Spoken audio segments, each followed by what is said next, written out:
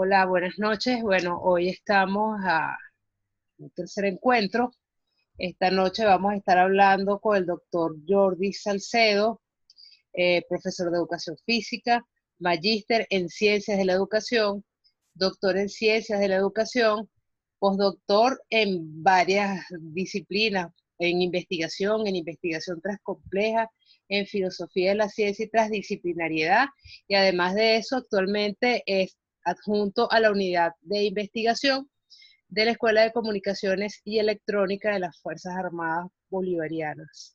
Eh, Además de ello, es miembro activo de la Red de Investigadores de la Transcomplejidad y hoy nos va a hablar un poco sobre transcomplejidad, el cuarto estadio después del estado positivo de Augusto Comte.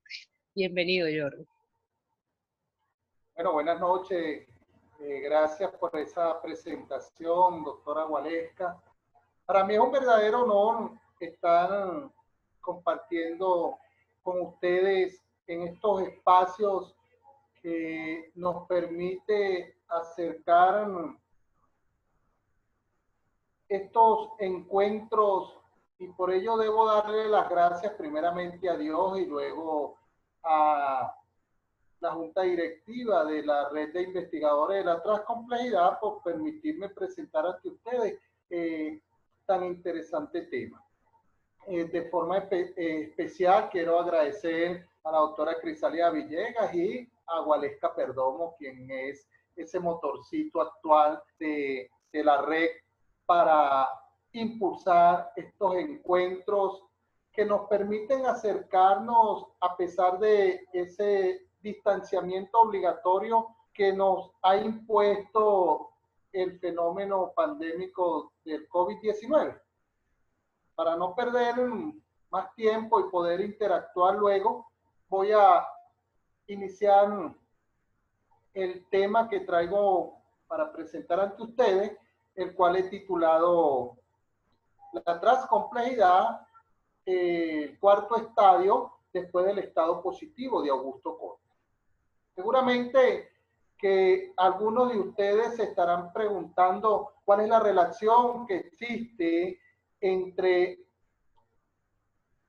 Augusto Comte, que es positivista, y la transcomplejidad. Esta interrogante la voy a responder desde dos argumentaciones. La primera de ellas es que el enfoque integrador transcomplejo es, como su palabra lo dice, un enfoque que pretende la integración de la diversidad paradigmática, y entonces desde allí me permito poder presentar algunos de los postulados y pensamientos de un miembro importante desde sus inicios del positivismo, como lo fue Augusto Comte. Y el segundo argumento es, aquí voy a tomar las palabras de Julián María, cuando él señaló que si nosotros queremos conocer y entender nuestro presente, es necesario que escudriñemos y estudiemos el pasado. Es decir, entonces, que desde esta perspectiva es que yo me permito hacer los planteamientos de los tres estadios presentados por Augusto Comte, a través del cual él plantea la evolución de la forma como el hombre percibe la realidad y procura darle respuesta a todos los fenómenos que se presentan ante él desde esa interacción con la realidad. Entonces, sin embargo, debo aclarar que no pretendo en ningún momento hacer un abordaje profundo del positivismo, porque yo comparto los planteamientos de Julián María en su excelente traducción de el curso de filosofía positiva de Augusto Comte, cuando él plantea en el prólogo que el positivismo en sus postulados son postulados ya que se encuentran envejecidos. Sin embargo, han aportado elementos importantísimos para la ciencia del hombre. Entonces, Augusto Comte nos plantea tres etapas que de una u otra forma van a explicar cómo el hombre le iba dando respuestas a los fenómenos y a lo que sucedía delante de él en esa realidad en la cual el hombre va interactuando. Entonces nos presenta una primera etapa que es el estado teológico. En el estado teológico el hombre va a percibir la realidad y le va a dar respuestas desde lo mítico, lo mágico, y se crea una diversidad de dioses que es lo que se conoce como el politeísmo. Es decir, el hombre va a encontrarse ante una realidad que le da respuesta desde figuras mágicas que tienen poderes. Entonces, para explicar los fenómenos del tiempo, entonces el hombre crea ese dios llamado Cronos para darle respuesta a todo el comportamiento de los océanos. Entonces el hombre va a crear otro dios que conocemos como Poseidón. Y así sucesivamente fue creando el hombre esa serie de personajes míticos para darle respuesta a esas interrogantes que él siempre se ha planteado, que son de dónde vengo, hacia dónde voy, ¿verdad? ¿Y quién soy? O sea, ¿quién soy? Es lo que se ha preguntado el hombre.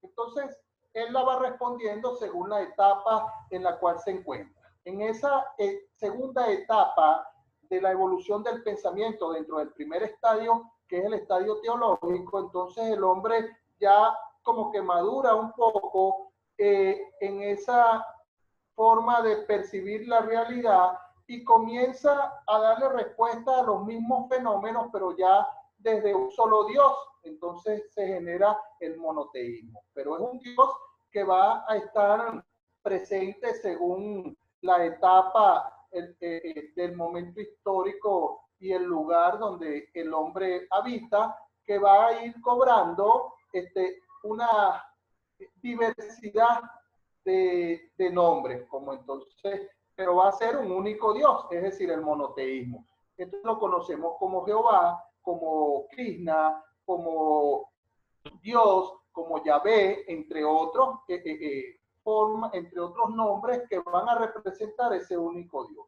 Y allí comienza a erigirse una especie de hegemonía teológica, es decir, es cuando entonces la iglesia va a comenzar a regir todo el comportamiento y lo que es considerado como de dar respuesta a los fenómenos, a esa realidad a la cual se enfrenta el hombre, solo era a través de lo que la iglesia decía. Entonces, Comte nos plantea luego un segundo estadio, que es el estadio metafísico.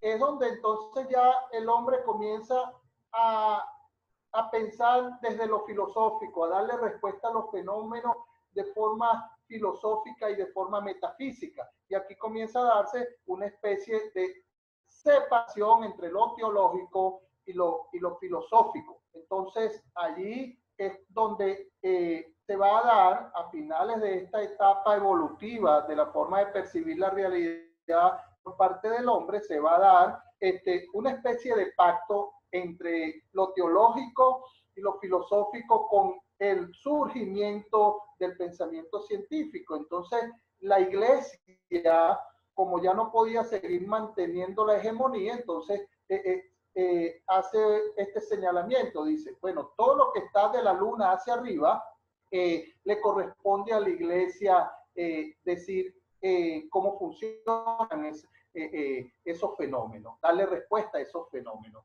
Y lo que está de la luna hacia abajo, entonces le corresponde al hombre. Ahí hay una anécdota bien importante, que es cuando se señala que se reconoce la existencia de ese Dios, ¿verdad? Que creó al mundo, creó al universo, creó las leyes, pero que ese Dios también creó a Newton y lo envió a la Tierra para que le explicara al hombre los fenómenos. Entonces, es allí entonces cuando, según Comte, el hombre ingresa a la tercera evolución de la forma de percibir la realidad, que es lo que él llama el estadio positivo.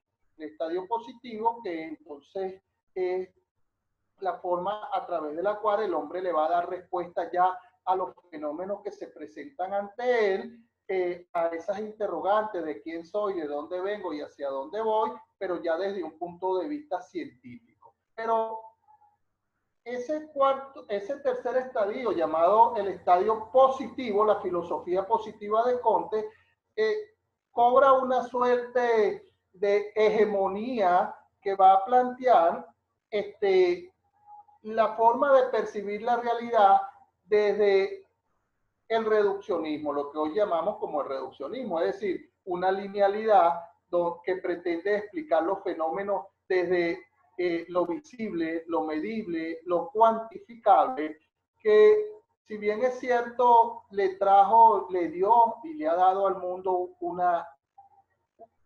unos avances tecnológicos y científicos, no pudo darle respuesta a otros elementos, sobre todo en el ámbito social. Entonces el hombre comenzó a preguntarse sobre la existencia de otra posibilidad de buscar respuestas que no encontraba desde el positivismo, y ahí entonces es donde surge otro estado, que es el que yo estoy llamando el estadio transcomplejo.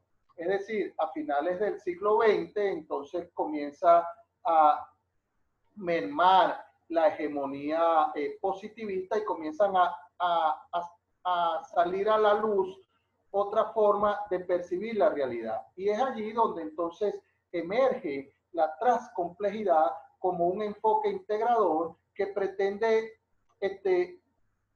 darle respuesta a lo que el positivismo no pudo darle desde esa unificación y hegemonía científica. Entonces, la transcomplejidad, aquí voy a, como dice el doctor Sá, hipotecar un poquito mi pensamiento y voy a citarlo a él para referirme a la transcomplejidad. Según Sá, la transcomplejidad es un ejercicio del pensamiento fundamentado en la diversidad de ontologías que intenta construir conocimientos. Es decir, la transcomplejidad toma en cuenta aquellas interrogantes que de una u otra forma no pudieron ser respondidas por los planteamientos del positivismo. Y los va a plantear a través de unos elementos, que es lo que se conoce como los principios de la transcomplejidad. Entonces, todos estos planteamientos, es decir, el hombre fue evolucionando en esa forma de percibir la realidad y que la transcomplejidad lo recoge toda esa inquietud y lo presenta como una manera de visualizar el cosmos, el universo de forma distinta, que la vamos a ver un poquito más adelante, pero que yo aquí quiero hacer un señalamiento. Es decir, la transcomplejidad está en estos momentos en un proceso de validación epistemológica, que debemos estar conscientes los que estamos trabajando e investigando con la transcomplejidad para dar respuesta y salir adelante en situaciones que se están presentando en atención a la confusión existente de qué es transcomplejidad, qué no es transcomplejidad, porque pareciera entonces que hay una moda de colocarle a los trabajos de investigación la palabra transcomplejidad y con eso creen que están haciendo investigación transcompleja. Entonces, yo me he permitido ir construyendo este tema a través de lo que el doctor Balsa plantea como esa reflexión profunda, esa interrogación de forma distinta de la realidad, ese pensamiento constante que debe tener un doctor, un investigador sobre el tema que le ocupa y que le preocupa, para entonces poder darle respuesta. Desde esa perspectiva, entonces yo he venido construyendo una estructura que pretende de una u otra forma organizar la forma como debe ser abordada la transcomplejidad en un proceso de investigación de nivel doctoral o nivel postdoctoral, que es lo que estoy presentando como el cuarto estadio después de los 3 estadios de Augusto Conte. Es decir, fíjense, este cuarto estadio que yo estoy presentando no es otra cosa que la aceptación primeramente de que el pensamiento del hombre y la forma de percibir la realidad ha ido en evolución. Ahí estoy de acuerdo completamente con Augusto Conte, pero donde difiero es que si Augusto Conte plantea que esa forma de percibir la realidad iba pasando de una etapa a la otra, entonces la transcomplejidad lo que plantea es primeramente que si bien es cierto que ese pensamiento y esa forma de percibir la realidad ha ido cambiando, ha ido evolucionando, no es menos cierto que todavía nosotros tenemos elementos que se mantienen en esa forma de percibir la realidad de cada una de las etapas anteriores que describe Augusto Conte. Es decir, me voy a permitir ejemplarizar. Si nosotros avanzamos del primer estadio, que es el estado teológico, y avanzamos al segundo estadio, que es el estadio metafísico, entonces ya no necesitaríamos tener la existencia de la iglesia. Pero en pleno siglo XXI pareciera que la existencia de Dios está más fuerte que nunca. Entonces eso es uno de los elementos que está rescatando la transcomplejidad en su pensamiento cuando plantea la espiritualidad y la unión de todo este pensamiento teológico. Entonces, ahí vemos una muestra de lo que es que la existencia de elementos de cada uno de los estadios. Fíjense que en el segundo estadio es el estadio metafísico. Entonces, hoy en día todavía existe la metafísica y la filosofía en nuestro pensamiento y en nuestra forma de darle respuesta a algunas cosas. Entonces, allí se evidencia nuevamente que el hombre, aunque ha evolucionado en la forma de percibir la realidad, sigue manteniendo elementos de las otras etapas anteriores que él ha antecedido. Entonces, el tercer estadio, que es el estadio positivo, que es la forma de percibir la realidad de la causa-efecto, lo medible, lo cuantificable, los hechos, lo predecible. Entonces, que comenzó a mermar a finales del siglo XX, todavía y va a mantenerse por siempre el positivismo en el pensamiento del hombre, porque es necesario. Entonces la transcomplejidad lo que plantea es el complexus o la unión de toda esta diversidad paradigmática. Yo me voy a permitir voy a compartir la pantalla para presentarles una imagen que va a permitirme explicarles a ustedes el planteamiento que vengo señalando.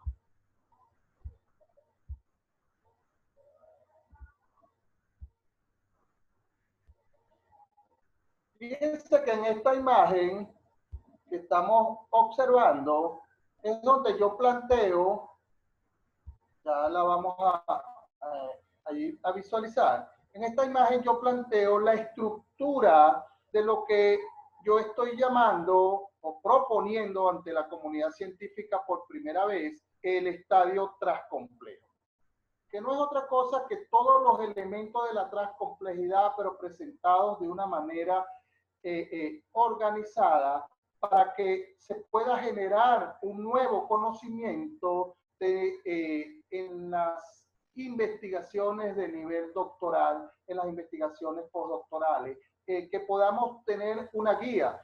A mí me gustó muchísimo algo que planteó la doctora Gualesca de cómo se come la transcomplejidad, ¿no? ¿Cómo se come eso?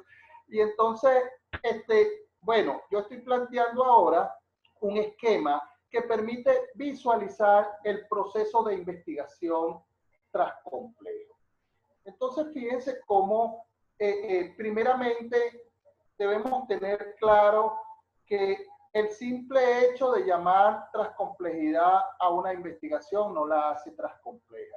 Así como el simple hecho de usted utilizar un enfoque, por ejemplo, el fenomenológico hermenéutico, el simple hecho de utilizar ese enfoque en una investigación no la hace fenomenológica. Si usted no impregna de fenomenología a esa investigación, no va a ser fenomenológica. Igual sucede con la transcomplejidad, con la investigación transcompleja. Si usted no impregna de transcomplejidad a esa investigación, nunca va a poder realizar o generar un nuevo conocimiento transcomplejo. Entonces, ¿cómo hacerlo? Bueno, primeramente, lo que debemos tener en cuenta es que la transcomplejidad presenta 5 principios fundamentales que deben de estar presentes en esa investigación. Esto es algo que yo vengo diciendo muchísimo porque los trabajos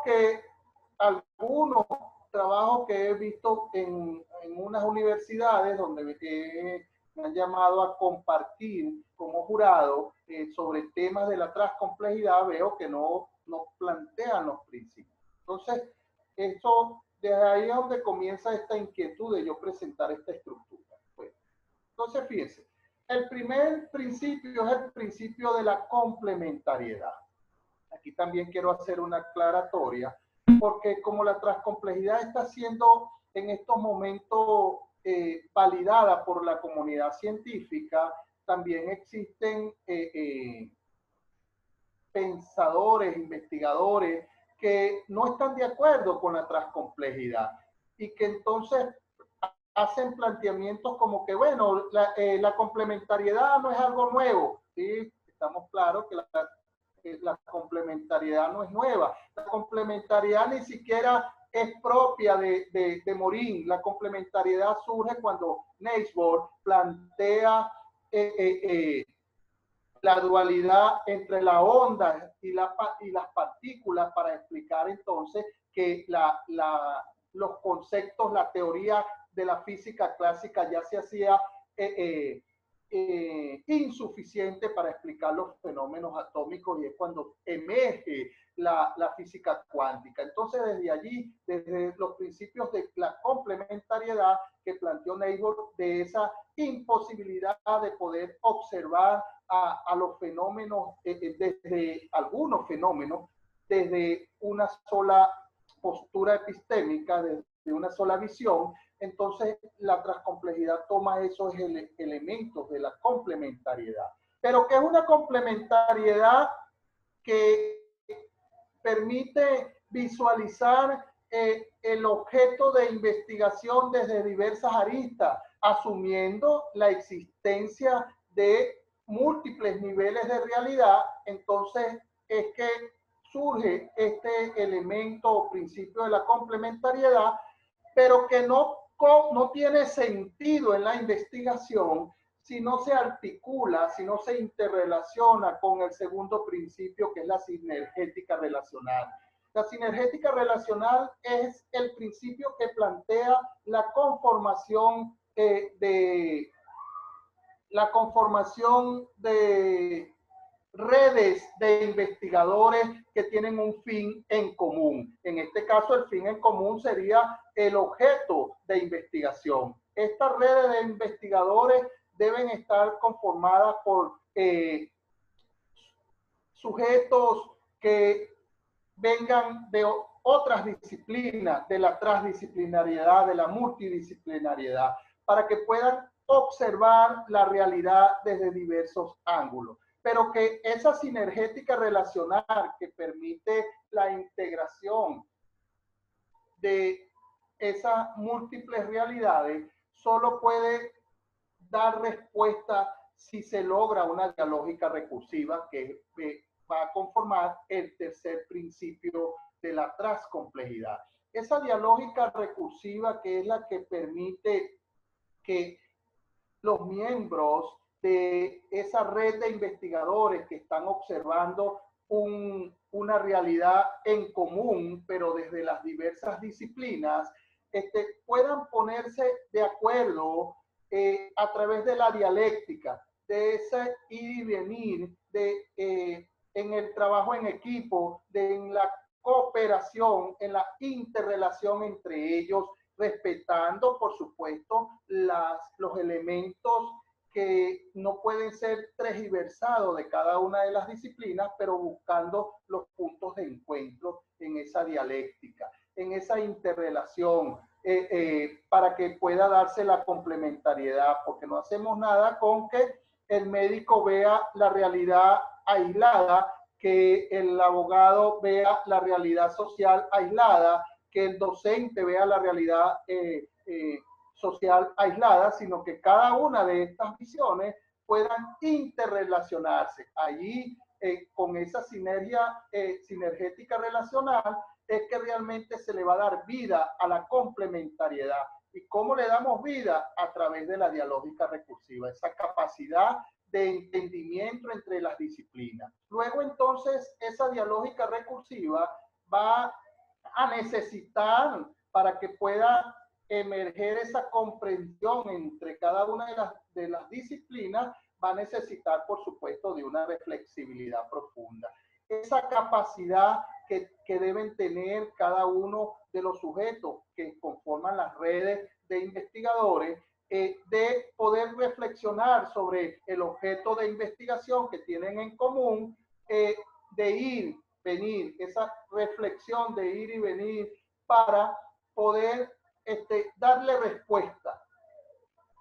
respuesta desde su disciplina, pero con pleno consentimiento de las otras disciplinas al mismo objeto de estudio que tienen en común. Y esto es posible a través de la interrelación de todos estos constructos que se van generando allí, que es lo que yo llamo el complexus o el abrazo, que luego es presentado con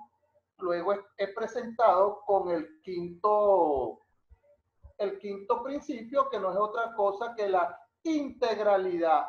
El principio de integralidad lo que nos permite es poder construir un discurso transcomplejo, pero que no se pretenda individualizar el lenguaje y encerrarlo en una burbuja y que secuestre el pensamiento de las otras disciplinas, sino que sea un lenguaje que respete la interdisciplinariedad, la multidisciplinariedad, la transdisciplinariedad, y que pueda explicar el fenómeno estudiado desde un punto de vista que estén de acuerdo cada uno de los sujetos que conforman esa red de investigación. Y entonces aquí estaríamos logrando realmente la interconexión de esa diversidad paradigmática para darle respuesta desde una forma a la realidad, desde una nueva percepción y pensamiento, una nueva forma de visualizar la realidad, que yo la estoy llamando el cuarto estadio, que es el estadio transcomplejo. Bueno, desde este punto de vista es que yo he planteado todos estos elementos, y bueno, quedo a su disposición para las dudas, las interrogantes que ustedes tengan, y poder compartir con cada uno de ustedes.